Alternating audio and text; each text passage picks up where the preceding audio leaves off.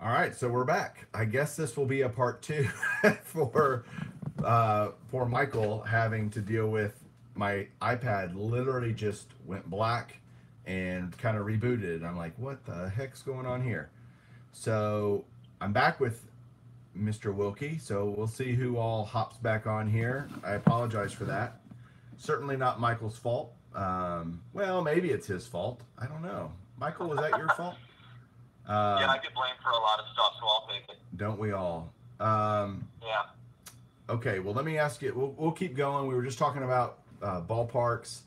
Oh, Joe's on. Yeah. So Joe's on. He knows this feeling because this happened to him.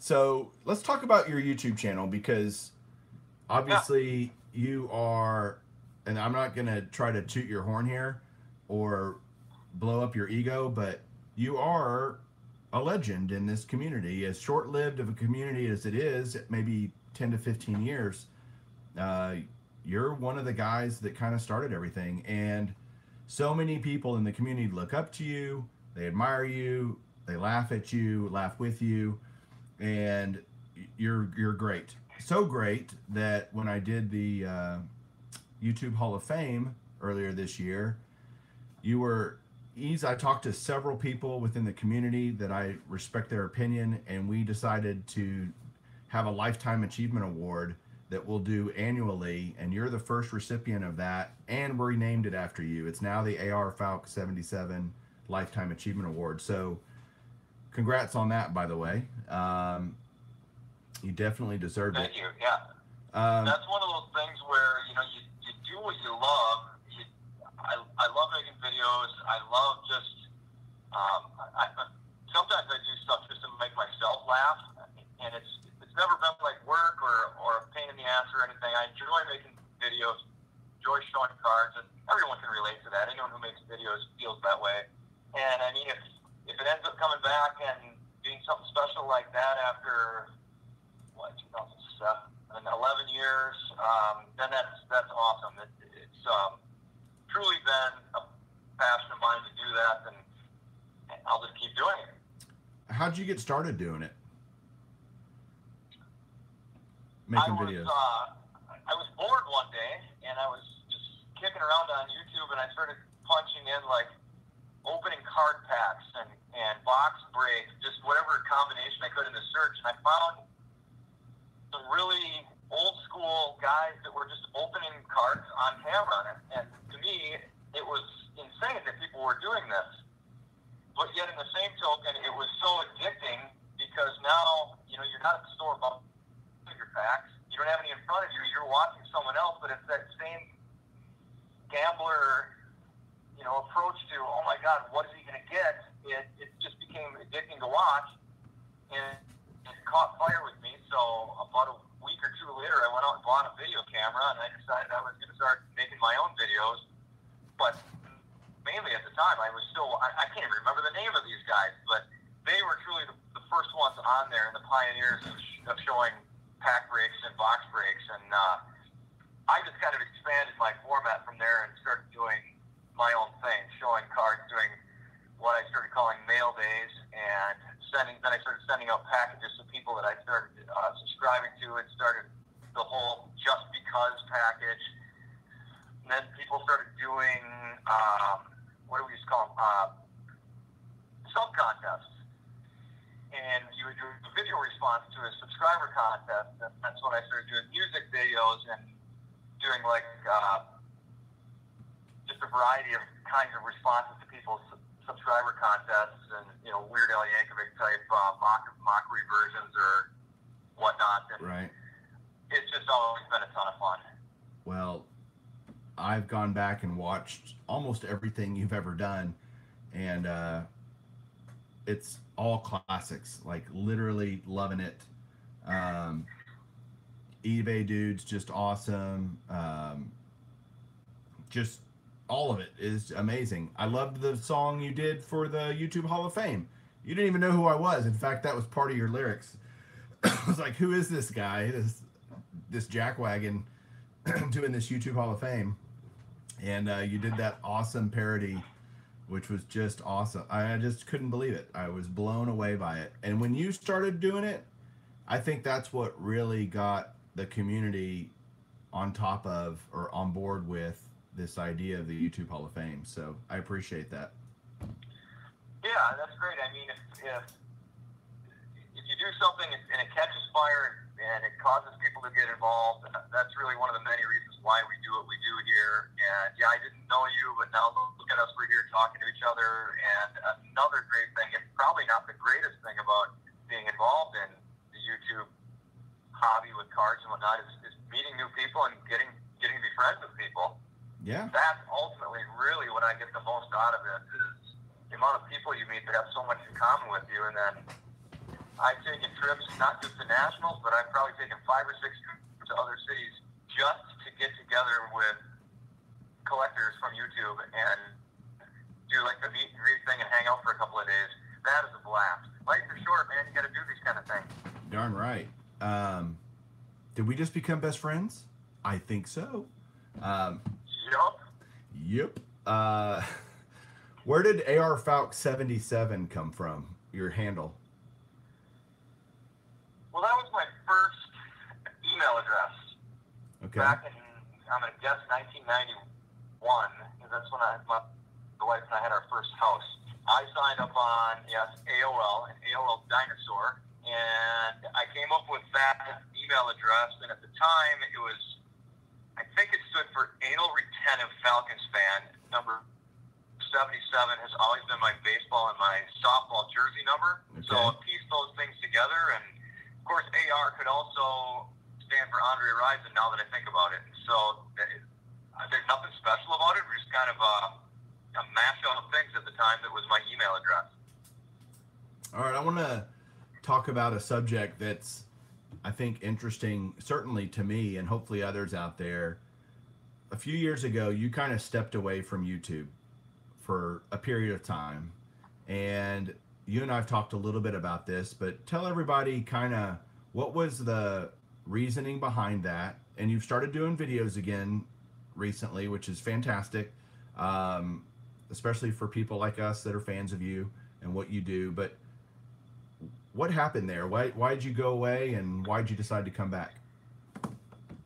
Yeah, so I'm going to say I never really walked away. It was a couple of years ago, and there was quite a few things going on. So there were some challenges going on in my life at the time that just had my attention and my perspective elsewhere. But at the same time, it just seemed like things were slowing down, and I took a break, slowing down on YouTube, I mean, and I'm trying to think of, there was format changes on YouTube that a lot of us, I'm going to say old guys, us fossils that have been around for a long time, the format changes were pissing us off. They changed the format on there at least 2 times, maybe 3 times. Dave is watching. He probably remembers that too. So simple things like being able to post a video response right in the comment box. That was a great thing. And they took that away. Messaging was super easy. You could get to messaging right away, and a lot of us used to hang out and blog TV and on YouTube and do the messaging thing. And in coordination with that, the social media aspect of collecting really came about and started to explode. And so Facebook pages and Instagram just gave other options. And I think it just kind of diverted me through my frustration with YouTube away from making videos for a while. And if you look through my list of videos, I don't think there was ever a period where it was more than 6 months where I didn't make one. I just wasn't pumping out 2 or 3 videos a week like I had done for 8 or 9 years previous to that. Right. I didn't even know any of that.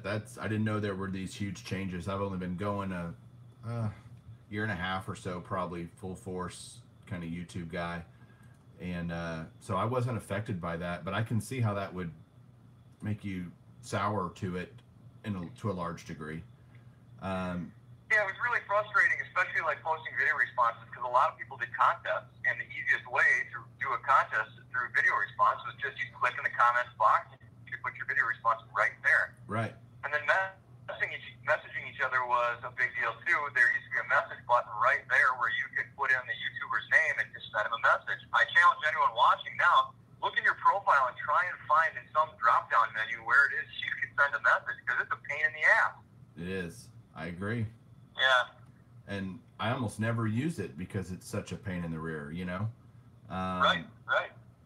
But so thinking back on your time with YouTube, who are some of those folks that you kind of got started with that you really look up to, and maybe would suggest to people watching this or that will watch this over the next few days to go check out and go look at their videos? Well, in thinking about that question, one name stands out to me because he was the guy that I watched at the very beginning. That's Chris Justice from the Hobby Box. Not that I necessarily look up to him for any other reasons, but he's been doing it for so long. He's a great guy, down-to-earth dude, and he did it for as long, if not longer, than me. But really the answer to this question should be the 10 guys that I submitted to you for the YouTube Hall of Fame. And I don't have that list in front of me right now. I apologize for that. But if anyone's really interested in it, I think you may or may not have it on one of your videos, the 10 people that I submitted. Actually, they're in my video. So that'd be a place if anyone is curious to look. But these are guys that I guess I'm gonna take the podium for a second, if you don't mind. Go for it. When you made that video, you opened up with the video when you're talking about the criteria, saying, and I'm going to paraphrase, let's show where it all started. Go back and look at who are the founders of this community. And that's what I really took literally to heart when I gave you my 10 that I voted for. Now, it's great that there's a whole bunch of newer guys, and by newer I mean 2 to 3 years that they've been on making videos. They do a lot of videos now, and some of these guys I've recently started watching, and I'll just use Silver Jackify as an example. Love his channel, love his content. But to me, that didn't really fit the words that you used when you said, go back and show where it all started and the founders of the community. So I kind of literally went by that and gave you a list of 10 people that were really kind of quote-unquote old-timers. And those are the guys that I look up to, the guys that I've made friends with, and countless others that I would probably tell you are the ones that are the guys that I look up to because I was in the mix with them then. Not to take any credit away from the following work people are doing now that are kind of more on the quote-unquote, I'm doing air quotes here by my phone, the newer guys. There's certainly, and you're freezing up again. Oh, there you go. We're good.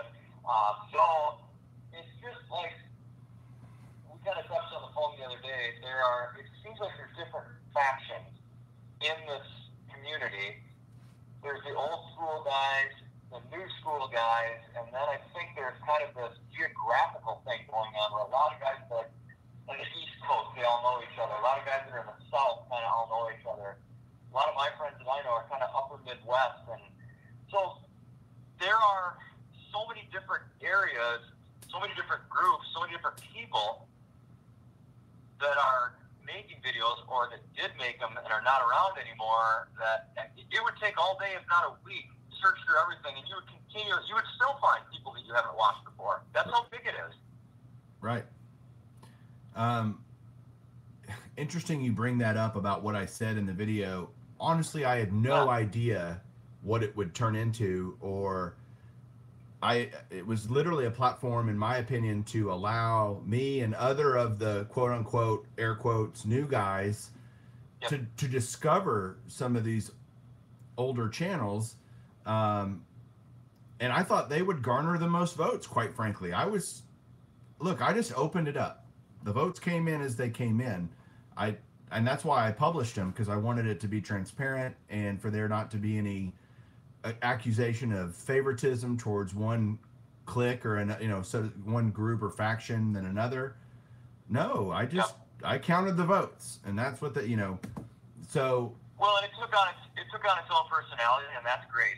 The people that are all in are in for all legitimate reasons, and it's the first year effort. Moving forward, I will have input, as you and I have discussed, for the Lifetime Achievement Award, and that's one that I feel strongly should be somebody who's been around a long time. But I think it's great that people are out there finding channels and building subscribers, 500, 800, 1,000 or more, that are more current than myself and any of the other people from 10 years ago, because that's really what the whole thing needs to survive. Like somebody in the comments here just put first wave, that's Ed Westergriff, first wave, second wave, third wave. There needs to be a continuation of waves happening all the time. For sure. Do you see the Card Dreamer's comment there? He says, the one problem following guys that have 5,000 to 6,000, I assume he's talking about subscribers, is they never respond to your comments. And there is some, you know, how do I say this? People want people that are going to be personal with them and comment, and it's hard, right? I mean, look, it's difficult to respond to every comment, and I get that. I try to, but I don't always. But it's not that I don't. I read every comment. I'm sure you do too, Michael, right? I mean, yep. That's, for me, it's a time issue. You know, I watch videos 1 or 2 days. I wait to watch them all together when I have the time to do it. I don't always have the time to reply. I always reply when I do have the time, when I get myself on a roll. But he's absolutely right. There are some people out there that have their channels, I think, more for the aspect of look at me, maybe a little bit of narcissism in there. Right.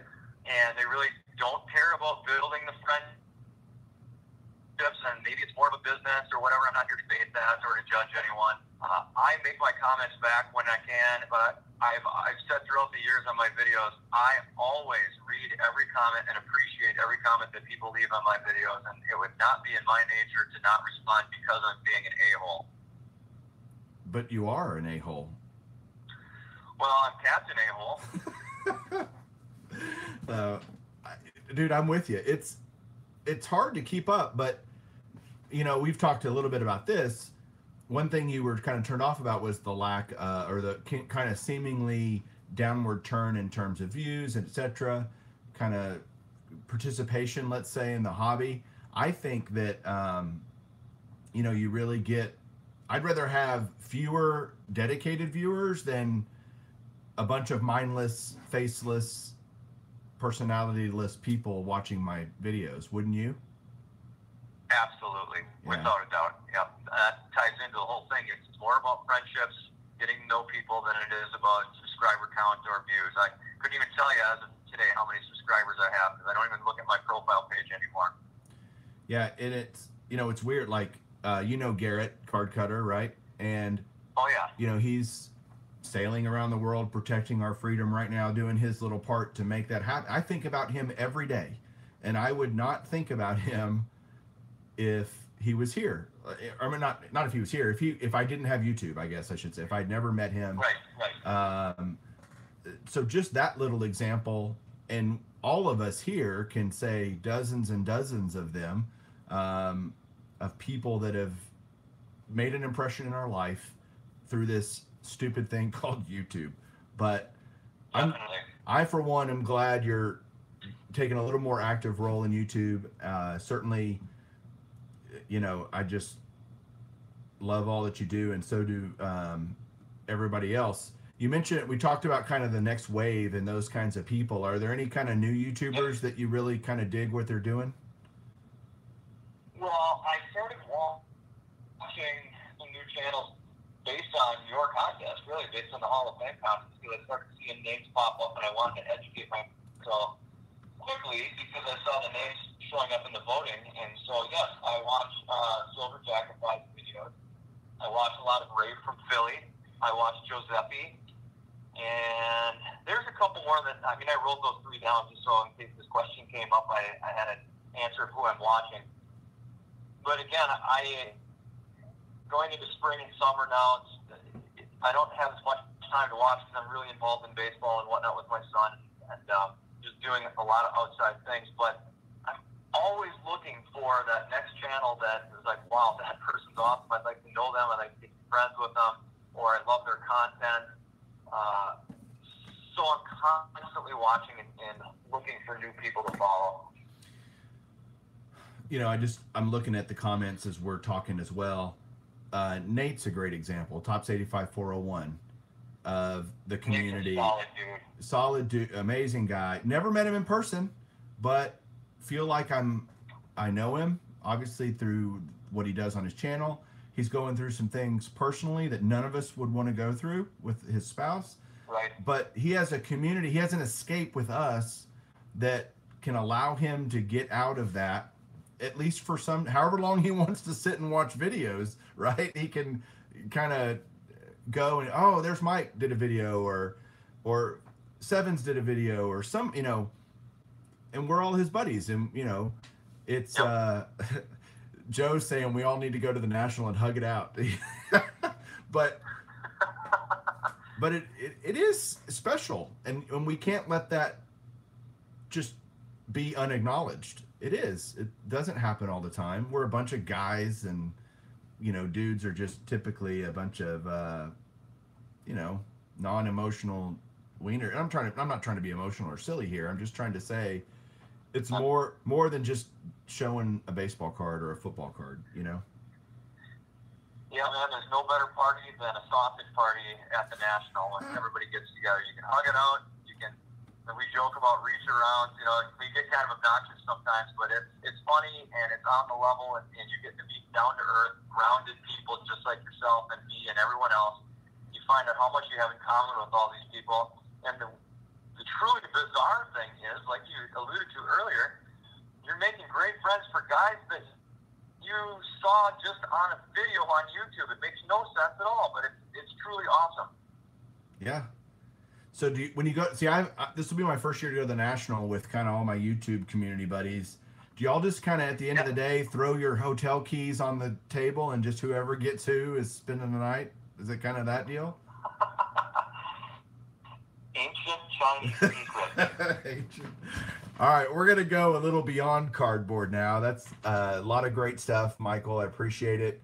But let's kind of let some people get to know you on a different level. Where did you grow up? I grew up in Bloomington, Minnesota, which is, you know, where the Mall of America is, where the Twins Stadium used to be.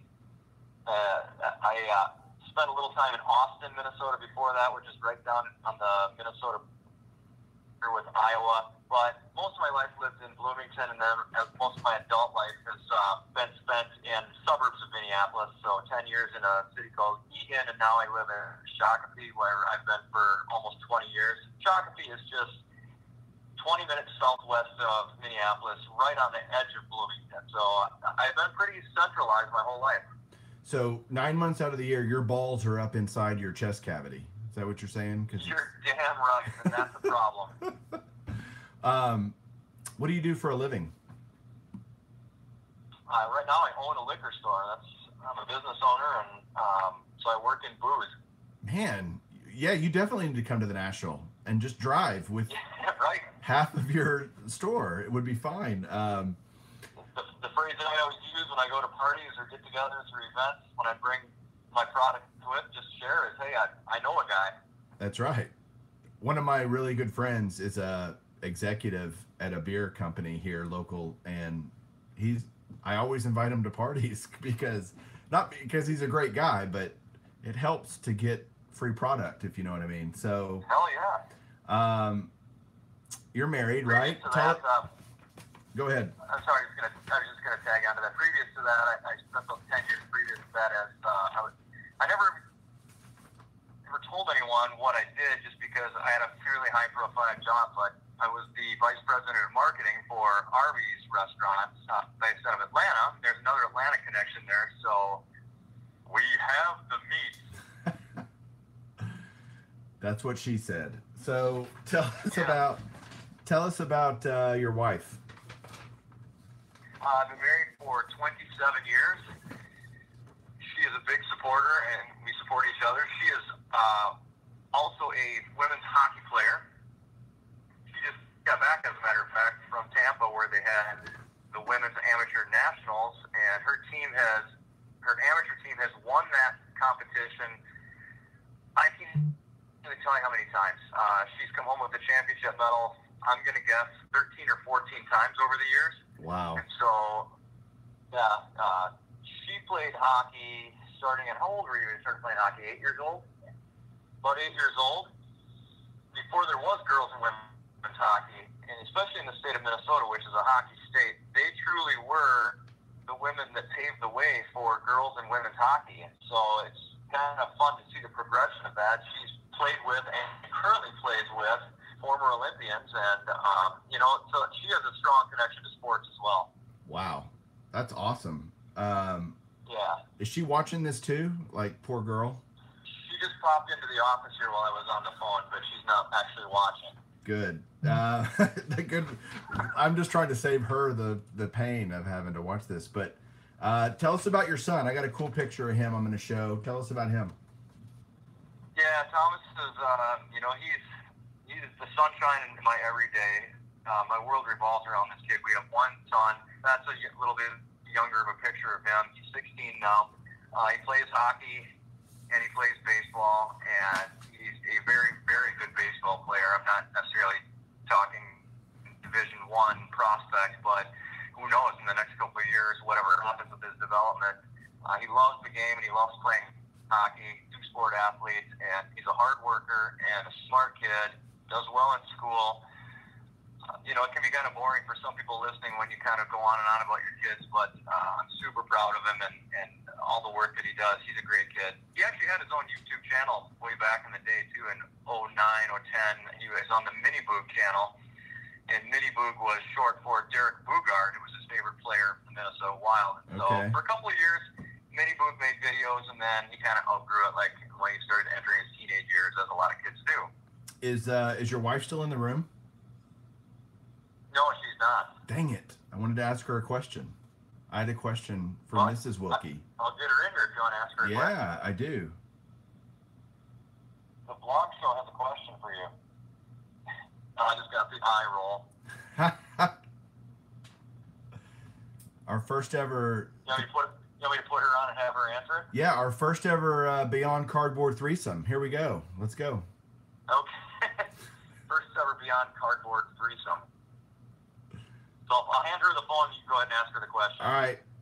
She has no idea what she's walking into. That's okay. Hi, Mike. Hi, how are you? I'm good. Your husband was just paying you some awesome compliments, and talking about your storied hockey career. That's awesome. So, as a hockey fan, do you ever, like when Michael gets out of hand, do you ever just check him, like body check him into the wall or something? We've been known to have our fisticuffs, like rough around, but no, he doesn't get out of hand. He doesn't need any of that. High sticking is allowed in the Wilkie household. You can. Right. There's no penalty for that. So, well, thanks for hopping on real quick. We just wanted to ask you that, so I appreciate it. We would love to see that in video too. If you ever get a chance to give him body check, we'd love you to put that on his YouTube channel. So. Yeah, sure. We'll incorporate it into a future video. All right. Well, thanks. Appreciate it. Okay. Thanks. All right. All right, I'm back. All right. Good. Good deal. You'll have to listen to that later, Mike, and check that out. But yeah, for sure. What does your family kind of think about your collection? What do they? I mean, you obviously been doing it for a long time. What do your wife and son think about it? Well, Thomas obviously loves it because he still pull out his card box once in a while, look at his cards. He enjoys sports and the hobby. She's not so much into it, but she does support my hobby as I support hers and what she does. So it's not one of those households where it's like the wife rolling the eyes at the husband going, oh my God, this nerd in his cards. Like a lot of husbands and wives have that kind of a deal.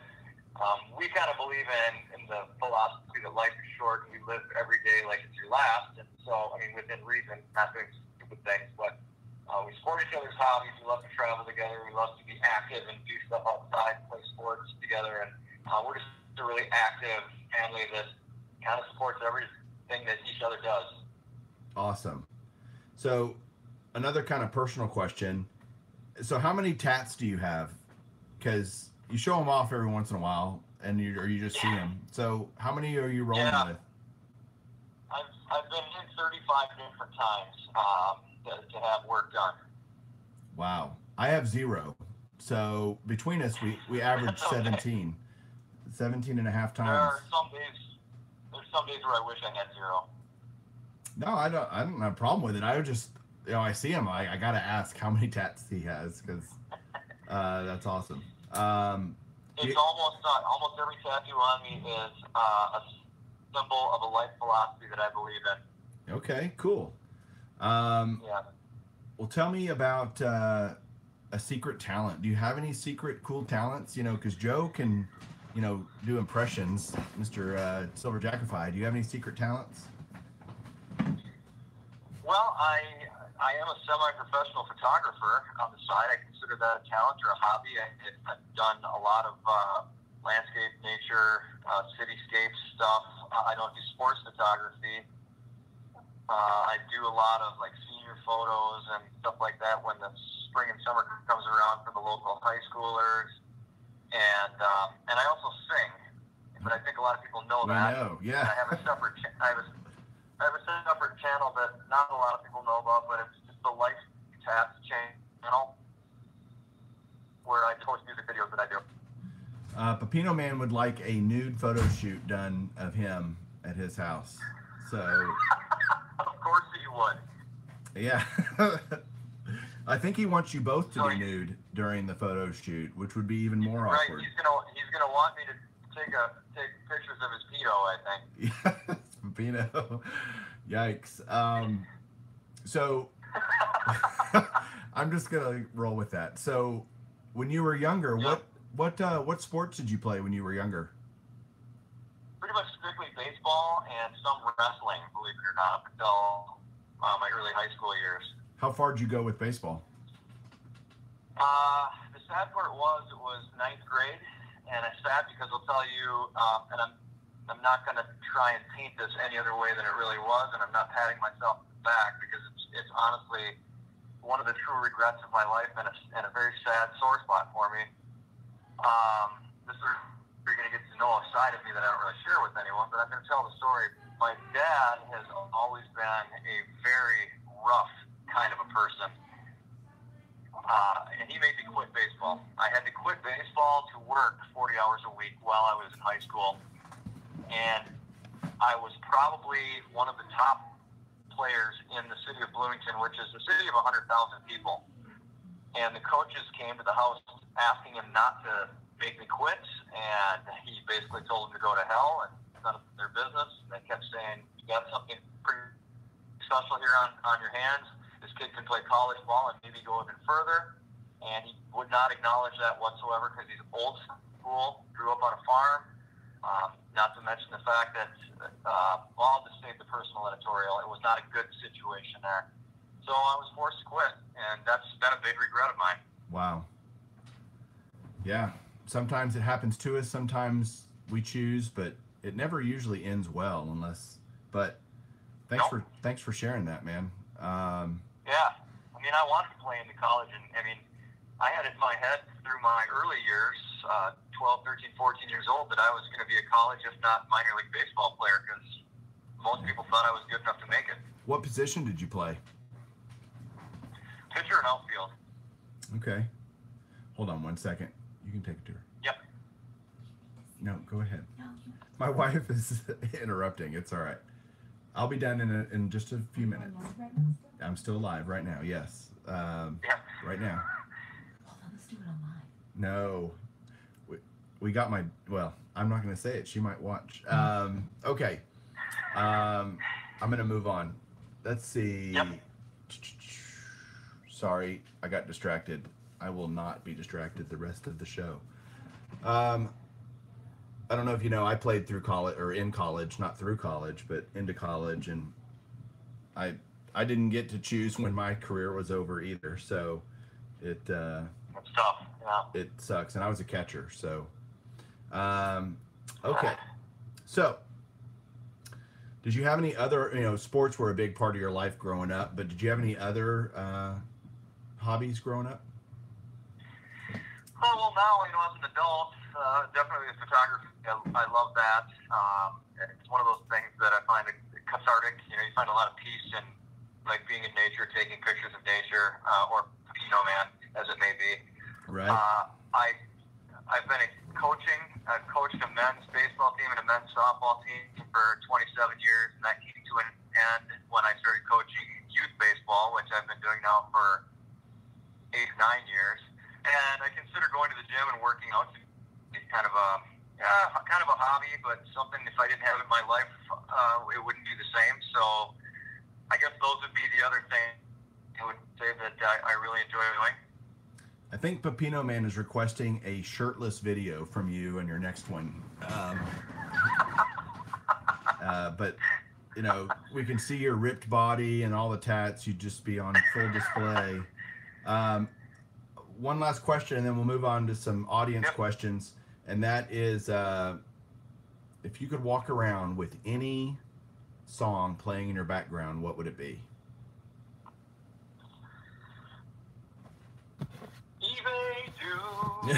Don't be a dick. Send your cards in manila folders. Yeah, I feel like the eBay dude. That's awesome. The first time I ever met my friend Chris, selected for 2024, I was walking through the airport to pick him up, and I queued up eBay dude on my phone and put it on the high setting on my speaker, and I was playing it as I was walking through the hallway of the airport, and I came up to him, and he starts laughing. He's like, "Of course you'd be playing that. You would be playing that so everybody could hear it." It was funny. One of those you had to be there. Totally. Moments. Well, I've got a few questions from our audience today. Yeah. Pepino does want to wrestle you naked with butter. I'm just going to let that simmer. So if here's a question from Adam Haw. You know, Adam's kind of a smart ass, but if someone offered you $1 million, would you lick a toilet bowl? That's his question. For $1 million? Hell yeah. I have no scruples. There's almost nothing I wouldn't do for that kind of money. That'd be a lot of Andre Rison off-sticker autographs, you know? Yeah, I might even, you know, bob for apples and fish a dookie out of the toilet for $1 million. All right, here's some other questions.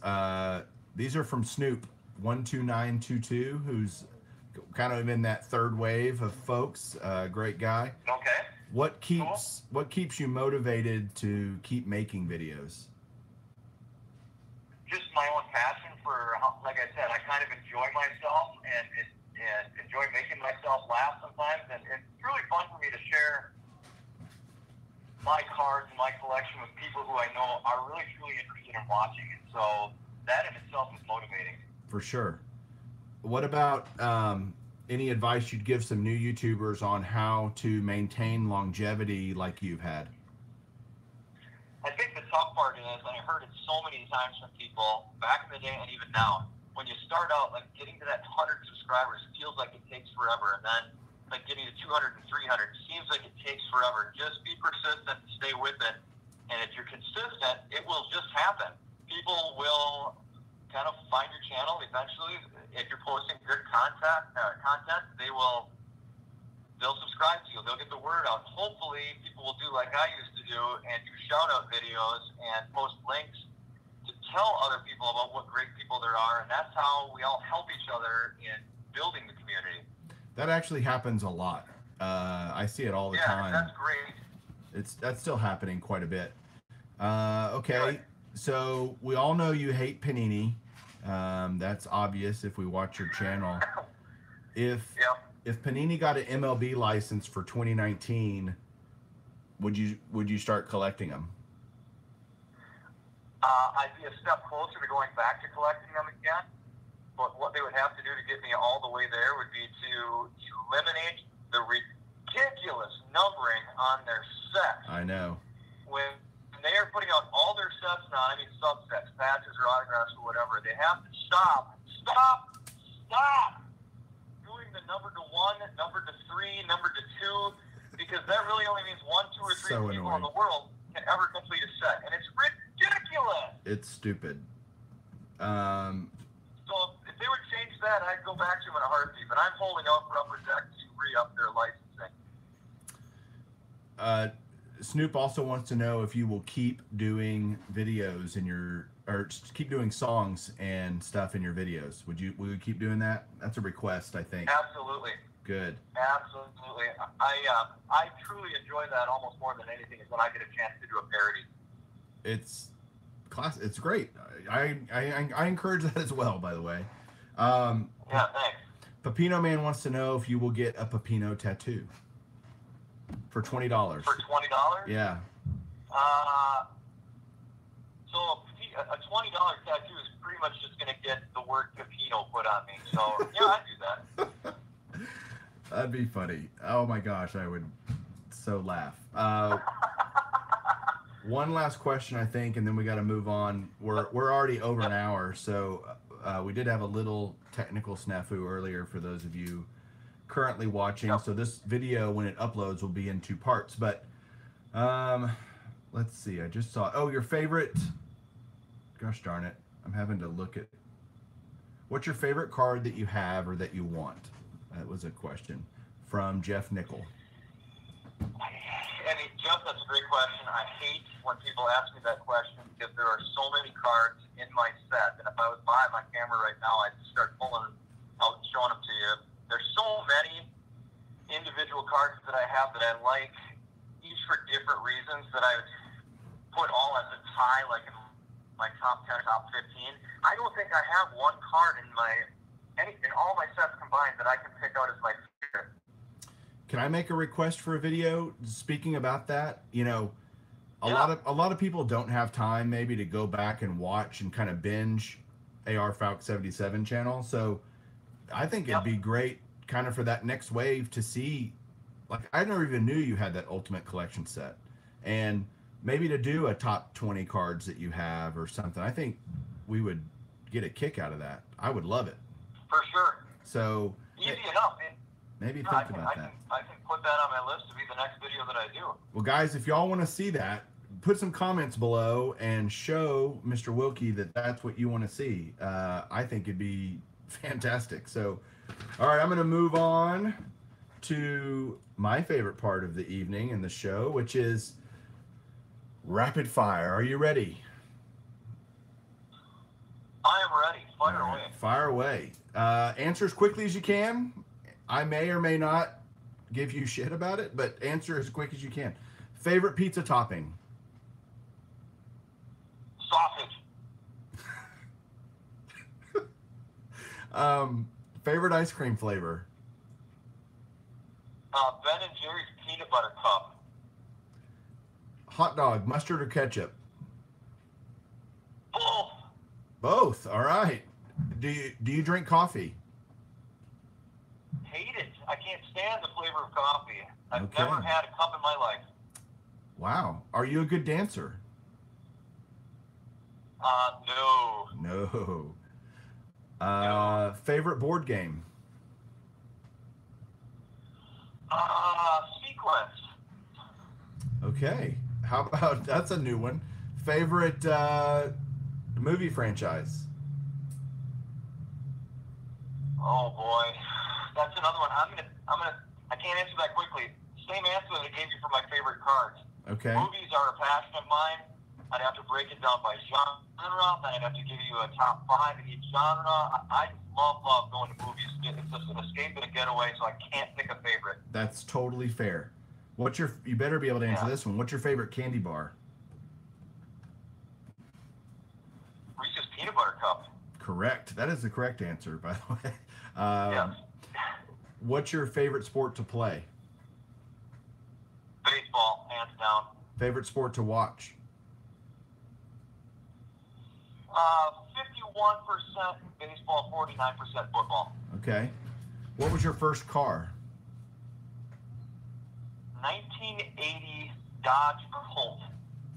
A Dodge Colt. Okay, everybody is right now Googling what a Dodge Colt was, but It was not a cool car at all. not a chick magnet for you or anything? Didn't do it? Not at all.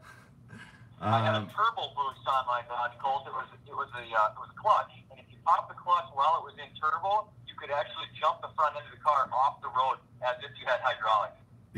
That doesn't sound very safe. And it wasn't. No. And my last question for you is bananas or melons? What do you prefer? For Adam, I'm going banana. Nice, nice. Well, man, I have had a blast the last hour and plus here chatting with you and getting to know you a lot better, and hopefully everybody out there did as well. Michael, I just really appreciate it. Do you have any kind of final words you want to tell everybody?